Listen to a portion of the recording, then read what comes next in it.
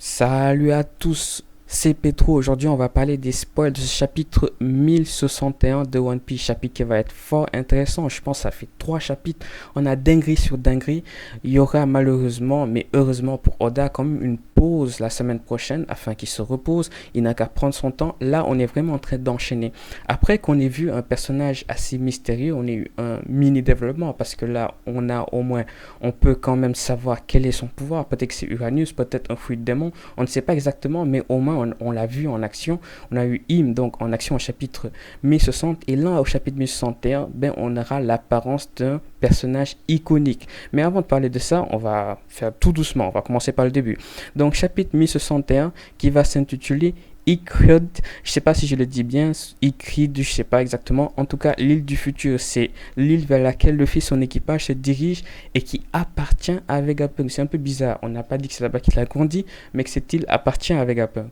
Donc, Vegapunk va enfin apparaître dans l'histoire et c'est ça, c'est ce personnage-là dont je voulais vous parler. Vegapunk qui sera en réalité une femme et une jeune femme, c'est ce qui m'étonne un peu plus encore. C'est vrai qu'elle a 500 ans d'avance, mais je m'attendais à quelqu'un d'un peu plus vieille, si c'était une femme ou si c'était un homme. Dans tous les cas, je m'attendais à quelqu'un qui est assez vieux, un peu comme le Korosei, mais pas du tout, c'est une jeune femme quand même. C'est très intéressant, on va voir pourquoi, comment elle en sait autant et si elle travaille avec les révolutionnaires.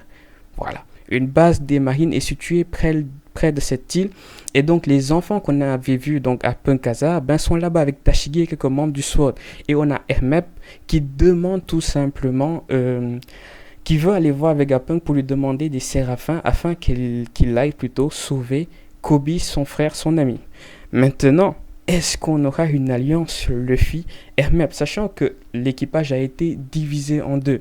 Voilà, donc ce sera très intéressant de voir ce qui va se passer.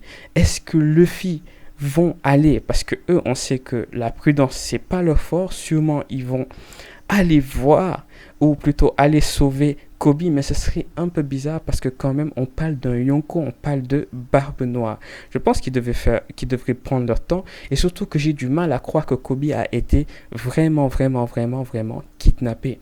Quelqu'un qui tape la discute tranquillement avec Barbe Noire qui ne cherche que des fruits du démon, que ferait-il avec un homme comme Koby qui va normalement améliorer son acquis au fur des ans. Et je pense que manger un fruit du démon ne l'intéresse pas. Peut-être qu'il a été kidnappé pour aller voir Aokiji sur demande d'Aokiji à Barbe Noire. Peut-être, je ne sais pas. En tout cas, c'est un peu bizarre tout simplement de penser que Koby a été kidnappé. Mais bon, c'est une forte possibilité. L'apparition soudaine de Tashigi indique aussi que Smoker ne doit pas être loin. Donc enfin la retrouvaille entre Smoker et Luffy. Et on verra Smoker quel niveau a-t-il actuellement. Parce que là, Luffy est évidemment plus fort que lui, peu importe. Ça c'est sûr, c'est clair, même s'il a le niveau d'un amiral, il est supérieur. Mais ce serait intéressant de voir à quel point Smoker a évolué. Et ce serait très intéressant que bientôt on puisse nommer Smoker amiral. Oui, parce que j'ai envie qu'avant la Grande Guerre, ben on ait Smoker comme amiral.